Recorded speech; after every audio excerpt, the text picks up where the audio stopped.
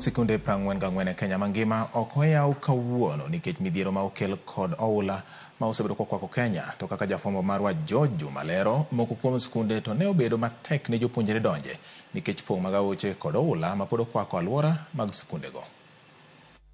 E seche ma jopuonjre moko ni ochopo e sikunde ma chako somo margi bang' piny owacho yawo sikunde ayanga e tam mar ariyo, moko kuom jopuonjre ok noyudo thuolo mar chako somo margi nikech sikunde gi pod olor nikech pi oula.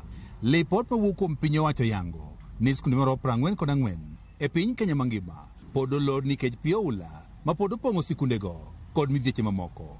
Kwa madarasa imeongezeka kwa sababu ya mafuriko. Tunaona kana kwamba madarasa zingine zimekuwa fupi kwa sababu ya chini kuwa loose, na ni kama kila kitu taharibika hapa. Mavyo kimeingiwa na maji, sasa wenda ikawa itasink. Hata wewe sijua yale itaendelea vipi mvua ikiendelea na moko kuom sikunde machendo mag somo pod ok ne odhi nyime gin moting'o skund primary mar St. Ann, Leswa, Loitip kaachiel kod Longeiwan moduto giyudore e kaunti ma Baringo. Ya leo ni siku ya kufungua shule ambayo tumefika hapa shule wanafunzi wajafika kwa sababu mahali ya wanafunzi hapa bado kuna unyevu mingi, na matarajio yetu tunataka kufungua shule, na kama mvua itaendelea na maji itakuwa namna hii itakuwa ni vigumu wanafunzi kusomea mahali hapa.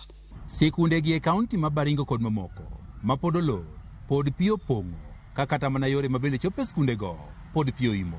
Tunataka usaidizi hata kama tunasapata the tents ambayo watoto wanasaidia mahali muhimu kwa kusoma, kwa sababu mvua ikiendelea hivi kuna uwezekano watoto wataendelea kukaa kwa sababu ya baridi na mambo mengine mengi. Gate hata ipitiki kwa sababu unaona gate yetu tumekorogea na chini imekuwa loose, tunaona kila kitu inasama.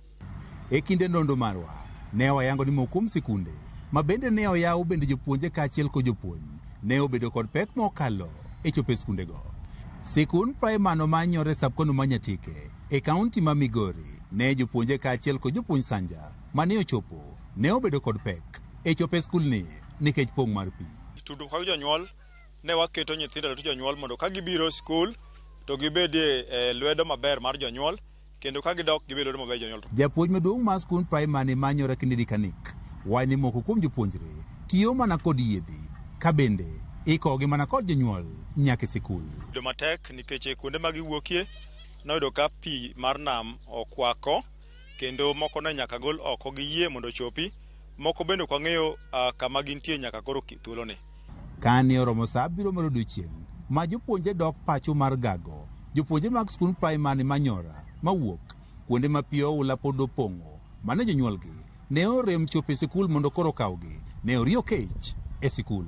Waketo nyithindo to jonyuol mondo ka gibiro skul to gibedie lwedo maber mar jonyuol, kendo ka gidok gibedo maber jonyuol. To kata kamano pod wantie gi challenges ke mawuoyo sani e samo no bedo nyithindo godo migago mar odiechieng', to kigoyo wang'i malach do ka nyithindo pod ni e compound. Nyiso ni gin gikwamo ka gichopi nikech gito arita ma kwe ma jonyuolgi mondo gidog godo miero. Kata kaka obiro konyogi bende onge nikech onge chiemo mwanyalo miyogi e thuolo masani kaka migago mar odiechieng'. Sikunde mamoko kaka mano ma Ngugo e Sabkono Manyatike mabende jopuonjre ne obedo kod pek e chopo sikul. Tend sikul ni kawo tende kod apis mar ruoth ma Central Academy nyaka sani koro manyo yie ma gibiro tiyo godo e kwang'o jopuonjre mondo gichop e skul. George Juma, Ramogi TV.